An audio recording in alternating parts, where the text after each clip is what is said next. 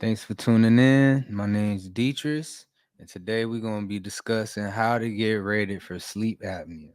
So this is for all my vets out there, man. If you are either in or you out, then this is just some good information on how you can get your rating or how you can get your ratings up or what just goes into getting rated for sleep apnea. I think it's very important that the first thing you do is you need to know what sleep apnea is. Sleep apnea is a common condition in which your breathing stops many times while you're sleeping, and it could prevent your body from getting enough oxygen.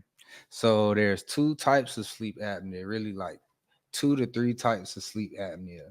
You got obstructive sleep apnea, you got central sleep apnea, and then you got mixed sleep apnea. Obstructive sleep apnea happens when your upper airways become blocked many times while you sleep, reducing reducing or completely stopping airflow.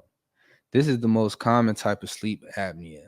Anything that could narrow your airways, such as obesity, long tonsils, or changes in your hormone levels, can increase your risk of obstructive sleep apnea. Central sleep apnea happens when your brain does not send the signals needed to breathe. Health conditions that affect how your brain controls your airway and chest muscles can cause central sleep apnea. So now that we got a good idea what sleep apnea is, the next thing that you need to have is evidence. This could come in the form of maybe someone telling you that they feel like you start breathing in your sleep, waking up gasping for air, um, headaches when you get up.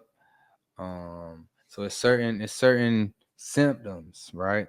So you know, if it gets to the point where it's bothering you, take it to your provider.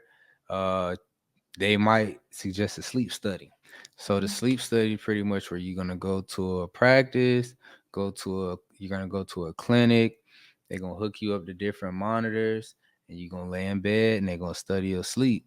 This is gonna be another form of evidence because it's gonna be documented, as far as how many apneas you had in an hour, whether or not you had any other syndromes like I believe it's like kicking feet syndrome. This is going to be important evidence. Another form of evidence could be maybe an incident at a work site, at a job site or something where you might have had pause in your sleep, someone witnessed it or something like that.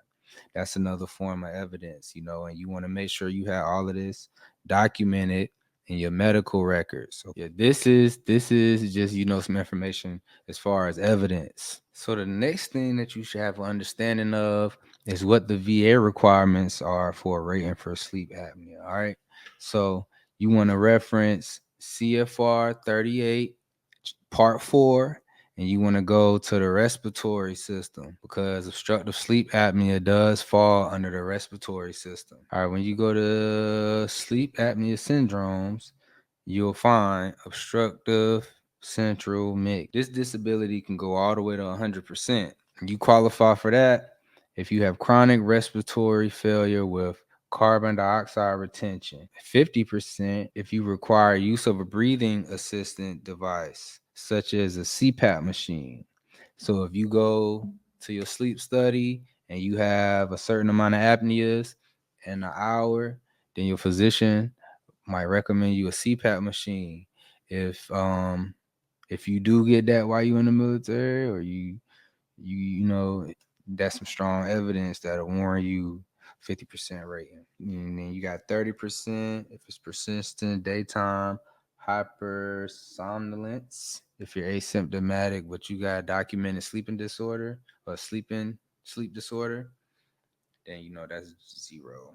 If they just don't find that your evidence strong enough, they're either gonna give you zero or just not service connected. But this is what the potential is for your ratings for sleep apnea. Thanks for checking out this video. Make sure you like, subscribe, share. If you find that this information was valuable, send it to another fellow veteran, and stay tuned for more videos.